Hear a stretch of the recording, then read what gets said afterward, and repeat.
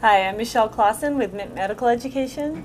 And I'm Dr. Tony Philly, and we're here today to talk about the second trimester growth and anatomy scan. So let's get started. The first thing we always do when we are scanning any fetus is to, or any pregnancy I should say, is to do a general overview of the uterus. So I like to just start in the left upper quadrant of the uterus, scan all the way down, and we're assessing first and foremost for how many babies are in there. And you basically want to make sure to look everywhere and count. So it's not hard, but it's important. So we have one baby in here, and then we're going to do an overview to assess for amniotic fluid. And what we like to do is make sure that the head is filling the cavity and the abdomen is filling the cavity, and that there's fluid interspersed around the arms and legs and face, which there is. So from a Gestalt standpoint, this is normal amniotic fluid. And then finally we want to assess the fetal lie. This is down near the cervix, and so the baby's head is down here. So this is a cephalic or vertex presentation. And as we scan up, mom's left side is over here, so the baby's spine is to the maternal left. And so in order to figure out what's left and right on the baby, we actually want to imagine ourselves crawling inside the uterus, and with our head down here and our back to this side, and that would mean that my right arm would be up. So then this is the up side of the baby, is its right side. And that's important for a couple things. We want to know, when we're looking at the heart, which direction the heart is pointing, making sure the stomach is on the correct side, making sure everything is on the appropriate side. And it just helps us to, if we do see an abnormality in, say, a kidney, we want to know which side it's on. And then we can also take a look at the cervix and measure that. I'm not going to go into that in too much detail right now, but it's always something you want to do to begin with. And then we're going to just start with a generalized, I'm going to cover mainly just the overview of the anatomy. We'll just go from head to foot and talk about whatever comes up. And Michelle, if there are frequent questions that you come across in your classes, then you can let me know. Well, obviously you could speak for weeks on what is covered in the 20-week anatomy scan and what would be the difference between normal and abnormal, but we really just want to cover the basics as to what is on that checklist of a normal anatomy scan that we would expect to see on a healthy pregnancy, and also, you know, some of the more important landmarks, so we get our measurements done in the same location on all the babies. So great. So since we're at the head, now we're not getting as good of a picture of it, which obviously is something that happens all the time. But we're going to talk a little bit about the structures that we should see in every scan. And in the head, there's basically three big things. And the first is the cerebellum, which is right here. And we see the two cerebellar hemispheres. We see the vermis, which is in between the two cerebellar hemispheres, and we want to see that that vermis is present and intact. And personally, I don't measure the cisterna magna in every case. I just like to see that it looks about normal in size, and if you do enough of these, you can kind of get a sense of what normal is. we tell our students that up to 1 centimeter or 10 millimeters is normal for the posterior fossa. That is true. And then as we scan upwards, we're going to run into one of the other things that we need to see, and that is the cavum septum pellucidum, which is right here. Sorry, it's a little dark. And with the cavum septum pellucidum, you want to make sure that you see the frontal horns of the lateral ventricles on either side of it, and that it truly is a nice little box in between those two, just like right there. And then the lateral ventricle is the last thing we want to see. And we want to line it up so that the choroid, which is that bright structure inside, sorry, that downside anatomy of the brain is always a little bit easier to see than the anterior superficial side, just due to the proximity of the skull. So you get that anterior artifact of the reverberation. So that the downside is always exactly easier to see. If you notice here, we see this ventricle perfectly. However, up here, there's another ventricle sitting right there, and you see nothing. That is all what Michelle referred to as reverberation artifact coming off the skull. So it basically makes everything up there invisible. If you were actually to see that up there, you would get concerned that the bone was abnormal. And we do see that sometimes with some of the more unusual skeletal dysplasias. And I'm not going to do a lot of measuring right now, but I'm just going to show you to measure the lateral ventricle. We want to measure right across this area, which is called the atrium of the lateral ventricle. And it's right across where the choroid starts to curve in here. And I apologize, this isn't the most perfect picture of a ventricle, but that's basically how you want to measure it.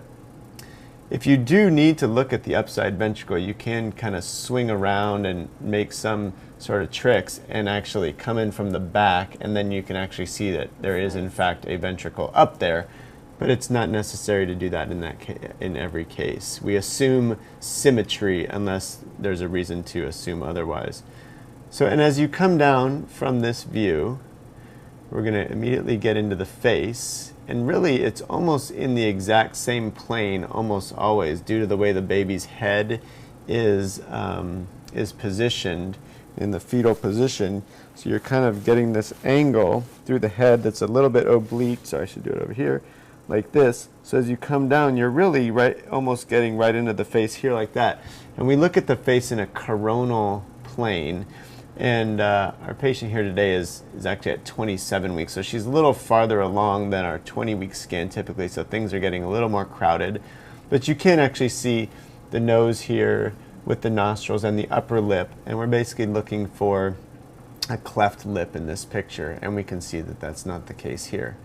And then as you scan down even further, again, also almost in this same exact plane, I haven't really twisted the transducer much at all.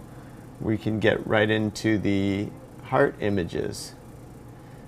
And as we do that, there's a few checklists we want to see here. And I'll go over this more in a lecture format, but that shows the fetal lung tissue nicely in that picture. Yeah. So we've zoomed up a little bit on the heart here, and there's a few things we want to notice. First is the axis of the heart. So if you draw a line right from the spine, which is back here, shadowing bone, from the spine, sorry, this is a little bit tight. How about what if I just, I'll just do that. There we go. So if we draw a line from the spine right through the sternum, which is in between the front of the two ribs, actually there you can see the sternum. This angle of the interventricular septum should be a 45-degree angle. And we always know, assuming normal heart anatomy, the right ventricle should be the most anterior chamber of the heart. So if we can name that as the right ventricle, then we know this is the left ventricle, and this must be the left atrium, and that's the right atrium. So that makes this the tricuspid valve and this the mitral valve. So just by knowing that one piece of information, we can pretty much identify all the structures of the heart pretty well. And one thing I like to do is just make sure on this picture that I see leaflets moving separately over here and two leaflets moving separately over here. And then I'm pretty comfortable that there's normal valvular and normal ventricular anatomy, and these two ventricles should be about the same size. I don't really look for an atrial septal defect too often, just because the patent foramen ovale always looks like an atrial septal defect. I will look for a ventricular septal defect, however. Also with position, the heart should be kind of centrally located like this. We can talk about this a little more later, but The other thing is that the left atrium should pretty much touch the aorta right there, which it does. So this is a nice picture of the heart here. And you always want to make sure that you're pretty symmetric. So if you look and you're seeing one rib over here, for example, and you're seeing now 3 or 4 ribs over there, you know that you're off axis. So you want to make sure that you try and stay on axis when you are assessing the position of the heart. Now from the heart, if we scan back up towards the head, we're going to come into the great vessels. That's pretty. And this is right here, I'll freeze it, is what we call the 3-vessel view. And this vessel will start to get a little bit crowded as we get a little later in pregnancy, which we are right now, 27 weeks. But basically we see a nice longitudinal vessel here and then 2 vessels in cross section. And what this is the ductus arch. So this is the arch of the ductus arteriosus curving back from the pulmonary outflow tract down into the descending aorta. This is the aorta in cross section, and that's the superior vena cava. And you want to make sure that these 2 vessels are about the same size, or if anything, the pulmonary should be a little bigger, and they should march back. This is anterior in the baby, this is posterior in the baby, so they should march back posteriorly. So this is an absolutely gorgeous 3-vessel view. And you can pretty much rule out almost any cardiac anomaly by just showing the nice 4-vessel view, the nice 4-chamber view and the 3-vessel view.